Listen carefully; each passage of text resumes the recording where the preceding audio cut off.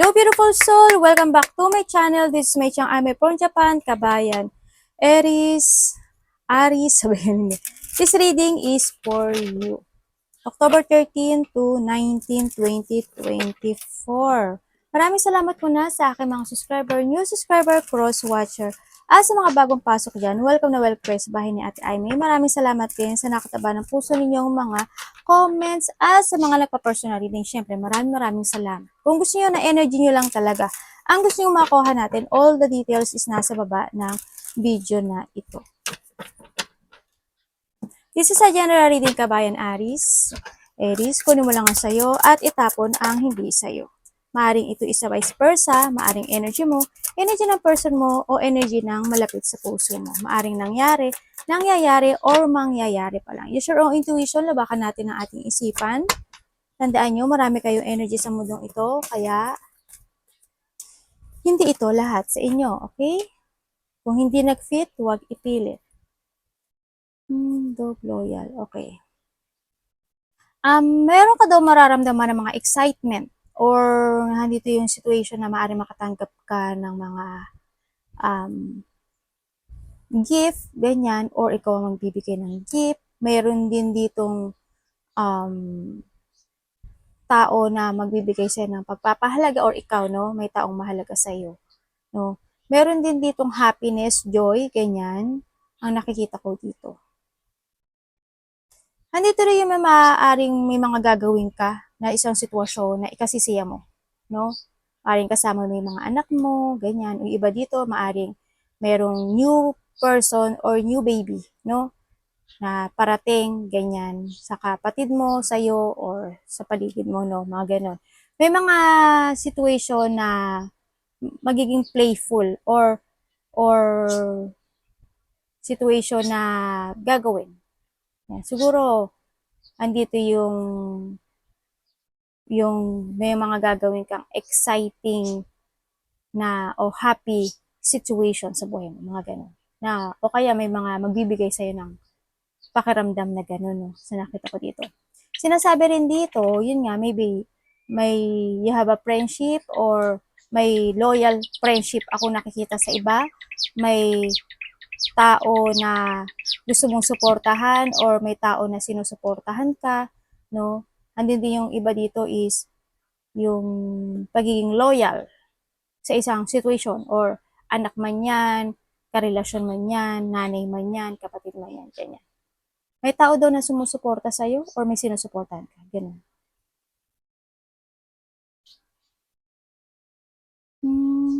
Tingnan natin ha. Kasi sa nakita ko dito, meron kang yung iba dito siguro,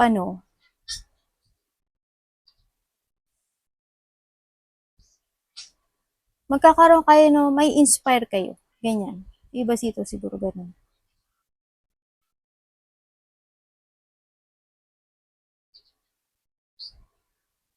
Tingnan natin ang iyong energy. Ano energy ni Aries? Energy ni Aries. Vision. Thank you. Uy.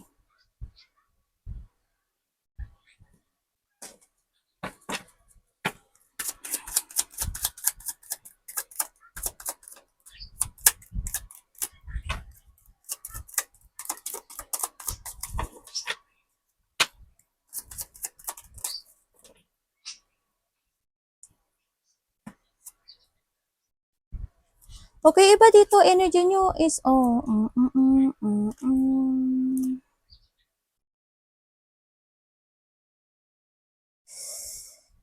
energy nyo dito siguro, nagkakaroon kayo ng problema sa money, no? May problema, may mga inaalala kayo na related ang money. Parang andito kayo sa situation na gusto nyo nang kumawala. Gusto nyo nang mag-start dito sa sitwasyon na to. Gusto nyo nang i-release yung mga hirap, pag-aalala, situation na hindi kayo masaya. Gusto mo na i-release yun. Anak, ang daming, anak, sandali, pupu, aru, pupu. Anak, ano pupu di siya? Kasi anak, yung manifesting nagmamanifest ka dito ng either bagong trabaho, kaperahan, ganyan. Nagmamanifest ka ng new beginning sa buhay mo, no? Kasi maari din sa iba sa inyo na may i-release na kayo sa sarili nyo or you need to release yourself sa isang sitwasyon na nai-stuck kayo. Halimbawa, mayroon ka addiction, ganyan. Tamad ka or hindi ka makahanap ng trabaho or wala kang trabaho, ganyan. Maaring maghahanap ka ng trabaho, ganyan, ang nakikita ko dito. Or you need o kaya you have an addictions in life, ganyan. May mga bad na kang ginagawa na hindi nakakabuti sa'yo, maaring gusto mo siyang i-release pero nagdadalawang isip ka or hindi yung sitwasyon na paano mag-umpisa, hindi mo alam, ganyan. May mga ganong sitwasyon daw ako na nakikita na yung energy mo ganun pag-iisip, no? Baka yung iba dito magkaroon ka ng insomnia, kulangin kayo ng tulog, manakit yung ulo nyo, yan. May mga iba sa inyo, nai-stress kayo, depressed, anxiety, ganyan. May mga sitwasyon na pinagsisisihan nyo or may mga sitwasyon na parang wala nang laking dumarating sa'yo, parang puro hirap, ganyan. Ang nakita ko, no? Ang hirap mag-umpisa ng isang situation dito no sa nakita ko. May paghihirap. Maring yun is kailangan yung i-release. Kasi when it comes dito, kailangan yung balansehin. You need to control yourself and balance yung mga situation no sa nakita ko to. Ang sinasabi rin dito kasi, may mga bagay kayo na dapat evaluate or may mga sitwasyon kayo na kailangang kumbaga may ipina-priority kayo no? Sa iba sa inyo may iba kayong ipina-priority na ibang bagay kaya nagkakaroon kayo ng choices in life. No? May mga inuuna kayong mga bagay, ganun. Kaya handun yung choices or pagdadalawang isip or hindi mo alam talaga na nahihirapan ka magsimulang muli. Ganun. Tingnan ko nga dito. Yun na nga. Nagkakaroon ka ng choices in life actually. Ganun na nakikita ko sa'yo.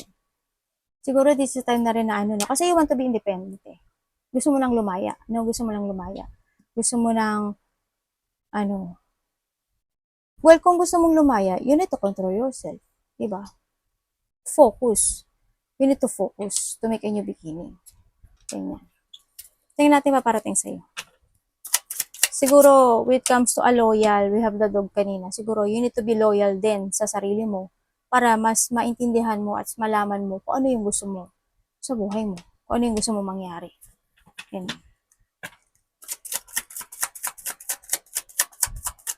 Parating kay Aries.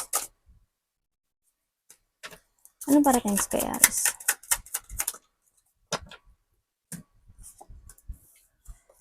Bakit po? Nagbigay ka ng effort ha? Sa mga bagay na gusto mong i-move on.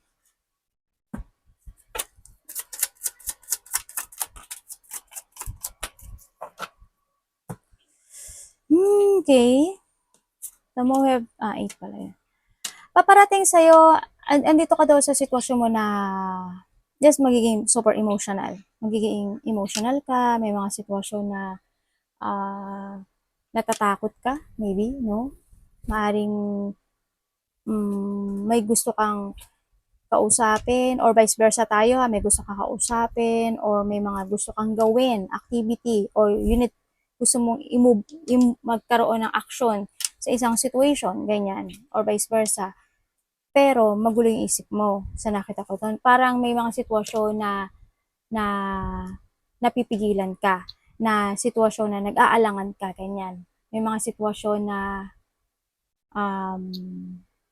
maaring pag-iisip or pagdududa, ganyan na kakayanin ko ba, ganun ba, lakas ng loob. Kumbaga, wala yung lakas ng loob dito sa nakita ko dito. No? Kasi more on emotional or more on magulo ang isip. No, sa nakita ko. Na yung iba dito is nabibiing held back kayo ng nakaraan sa nakita ko to. Siguro may mga sitwasyon sa buhay mo na nahahatak ka nito. Kasi nakikita ko dito, more on emotion, no? Ang nakita ko. Kasi sinasabi dito,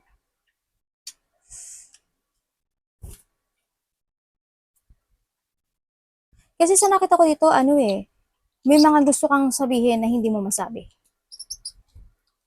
Or may mga gusto kang gawin na hindi mo magawa.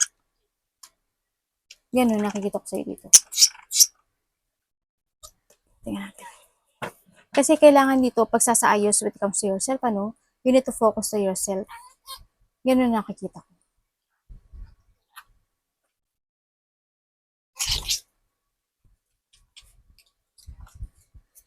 Ano pwede kong malaman? Si ano? Iba dito sensitive. Okay, ibig sabihin, sa ngayon, may lungkot ako nakikita sa iyo. Meron kang isang bagay na, or vice versa, na gusto mo nang i-withdraw or gusto mo nang i-let go sa buhay mo. Yung mga bigat, yung mga struggle, yung mga problems. Gusto mo na matapos yun eh. Pero, yun nga, sabi ko nga sa'yo tulad dito, hindi mo alam how to start or hindi mo alam yung destination mo. No? Hindi ka pa makapag-move on sa ngayon. Sa nakita ko. Siguro this is a time na rin na you need to give effort dito sa situation na to. No? Kailangan mo na talagang mag-move on. Kailangan mo nang mag-another path or kailangan mo nang may gawing action para matapos yung bigat o yung hirap na dinaranas mo dito. Kasi yung iba dito, there's a responsibilities na kailangan gawin. Ano? Ganyan. Kasi kailangan mo dito, ano eh, positive destination. Sayang ang oras, no? Sa nakita ko dito. Kasi ang daming mong pasanin sa ngayon, sa nakita ko dito. Kailangan mo na talagang mag-forward. Kasi when it comes sa mga ibang bagay sa'yo, nagkakaroon ka ng disappointment, no? May mga disappointment, may mga, you're feeling, may nakakaramdam, yung iba sa inyo, may nararamdaman kayo na parang may kulang, no? Parang you are not complete, parang may lungkot, ganyan ang nakikita ko sa'yo. Meron din tao dito na maaring umiiwas sa'yo or ikaw ang umiiwas kasi ayaw niya ng problema. Yun ang nakikita ko. Or ikaw ito, ha? Tingnan natin ang paparating sa'yo.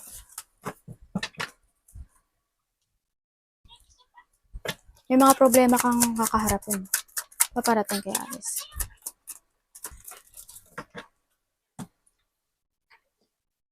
May magtatapos sa buhay mo, Aris. May magtatapos.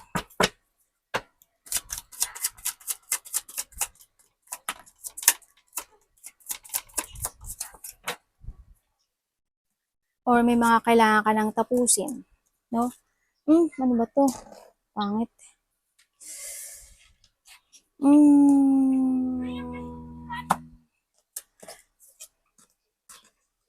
Sa ngayon, sa nakikita ko sa'yo is, yun nga, sabi ko sa'yo dito, kailangan mo i-release yung sarili mo, no? May mga problema kasi akong nakikita sa'yo. Yes, there's a bad news. May bad news.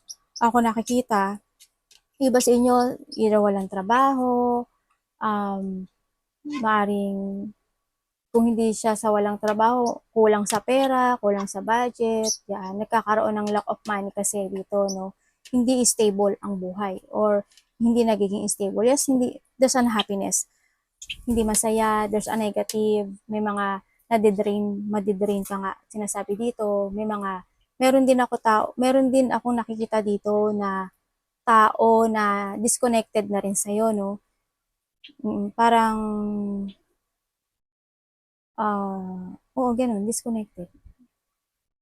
May mga, may mga, unfulfillment na situation. Sa iba dito, parang hindi kayo nakukontento sa isang bagay, no? Ganun. Parang hindi kayo kontento na kung ano yung meron kayo sa ngayon. Yung iba dito, ganun. Kasi, I don't know why, parang hindi lang kontento. Andun yung sitwasyon na, uh,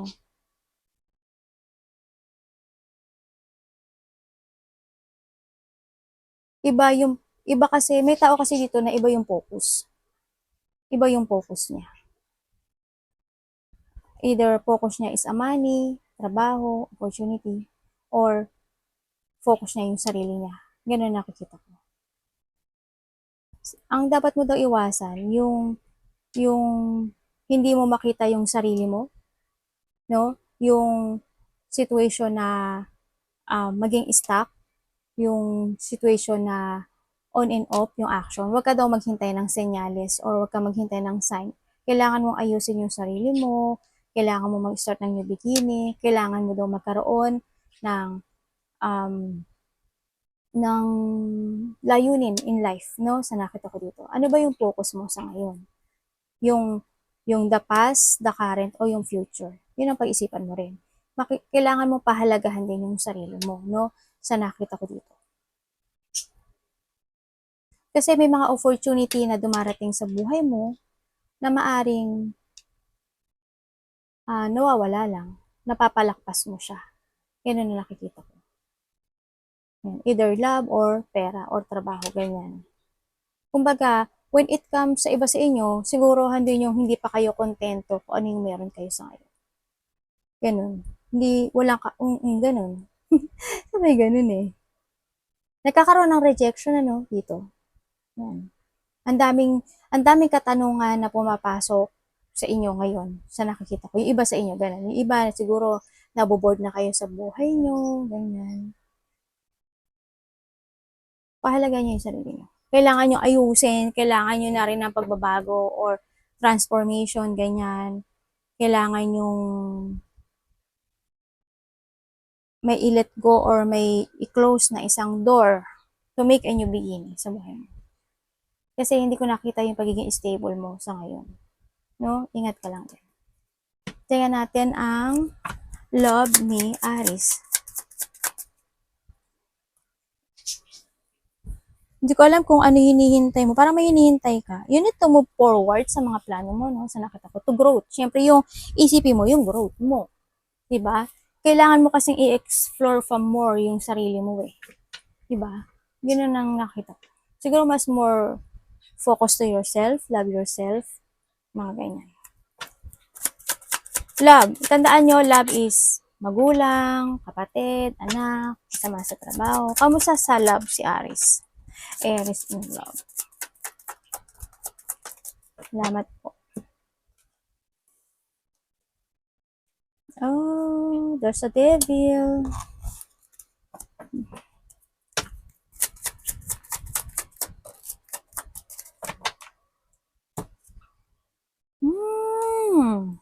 Okay. Okay.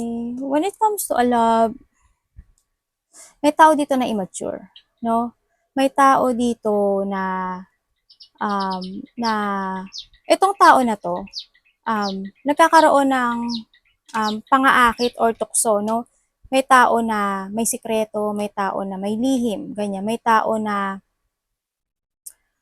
nag-iisip or nagkakaroon siya. May tao kasi nag-iisip every night eh. Either temptation, either kasakiman, either pang sariling kamunduhan. Itong pag-iisip na to sa nakita ko. Kasi immature yung nakikita ko sa tao to. No? Someone spying. No? Either ikaw ang nag-spy or someone spying you. No? Sa nakita ko dito. Andito rin itong love na to sa nakikita ko.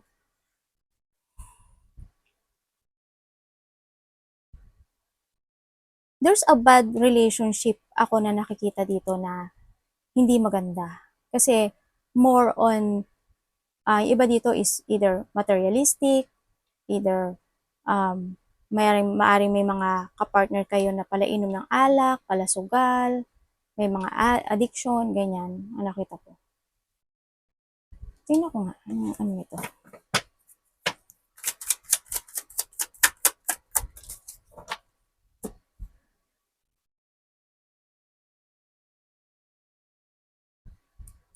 Iba dito kaibigan mo to. Mayroong ikaw or vice versa to ha. Meron itong tao na to, mayroon siyang iniisip every night na malapit sa puso niya. Either kaibigan. Na handun yung situation na maaring nagte-texto or gusto niya kausapin, ganyan. Someone want to talk, ganyan. May gusto siyang, itong tao na to may gusto siyang kausapin na until now is stuck siya doon. No? Maaaring ini-spy niya to in a social media, sa mga Facebook, TikTok, ganyan, YouTube, mga ganyan, no? Sa nakita ko dito.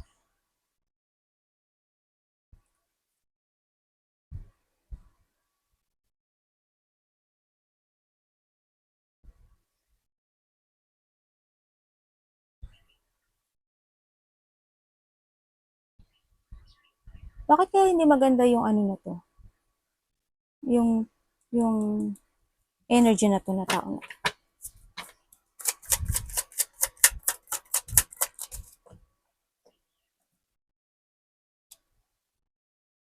Hmm. Ibig sabihin, itong situation na to is, itong tao na to may pag-iisip na kinikimkim sa loob ng puso niya na wala siyang magawa kundi isipin ng isipin lang at tingnan lang ng tingnan yung bagay. Kumbaga, may mga sitwasyon siya na hindi niya masabi sa isang tao. No? Ganun ang nakikita ko dito sa relasyon na to. Ganun. Kinikimkim niya, no? Yung gusto niyang sabihin. Kaya siya, kamunduhan kasi ito. Kamunduhan. Nasama yun, no? So, sa iba siguro kamunduhan. Sa iba siguro attraction. No, someone is obsessed din ang nakikita ko dito. Someone is obsessed. Tingnan natin ang advice sa'yo. Advice kay Aris. Please.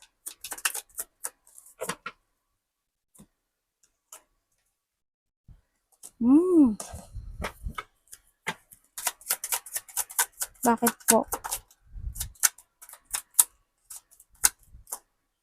Advice niyo po. Salamat po. Thank you. Ang advice sa'yo, sabi dito, is you need to focus and kailangan mo balansehin yung situation mo sa ngayon. No? You need to escape you need to escape sa isang situation na alam mong hindi mag-work. No? Yun ang sinasabi dito. Sinasabi rin dito na kailangan mo magdesisyon, hindi mo kailangan na magkaroon ng options in life. Hindi mo kailangan magkaroon ng delay. You need to focus kasi this is the time to place yung future mo.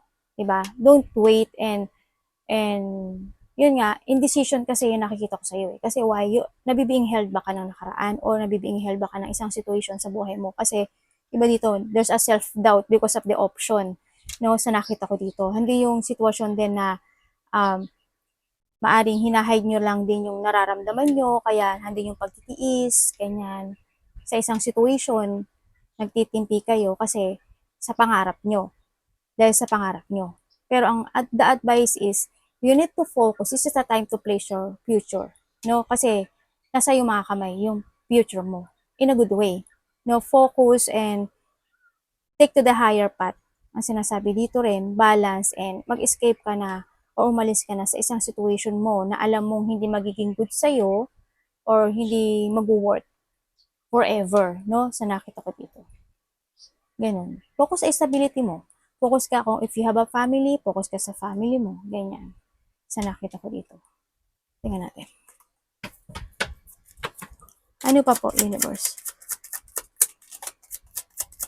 Kasi wag kang mag-jungling dyan, no? Kailangan mo rin na kontrolin yung sarili mo. Diba? Diyos ko, 2 beses pang lumabas. Meron ditong tao kasi na very sneaky person. Nandaraya, sinungaling, liar, dishonest. Maybe ikaw, paring handun din yung sa pandaraya mo, sa sarili mo, ganyan. Kaya, nakikita ko na hindi ka makaalis sa isang situation. Diba? Hindi ka makapag-desisyon. Diba? Andito rin yung ingat din kasi yun nga, may mga pandaraya na nagaganap dito. Pagsisinungaling. nagkakaroon ng pagtataksil, ano?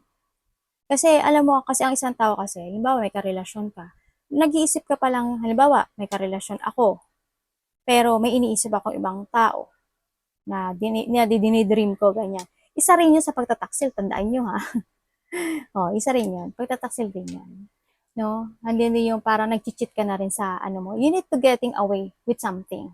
No, wag kang, hindi mo kailangang ma-manipulate dito sa situation na to kasi you need to decide para sa pangalan mo. And nandun kasi nagiging mabagal kasi yung mga decisions in life sa buhay mo ngayon. Mag-decide ka, no, dito.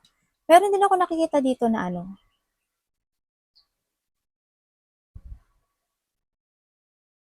maaring may tao na mag-a-apology pero nagsisinungaling siya. Ingat ka lang din, no? Or maaring ikaw sa sarili mo, ganyan. Baka, yun nga, hindi ka na talaga nagiging totoo sa sarili mo. Arigato naman sa God bless.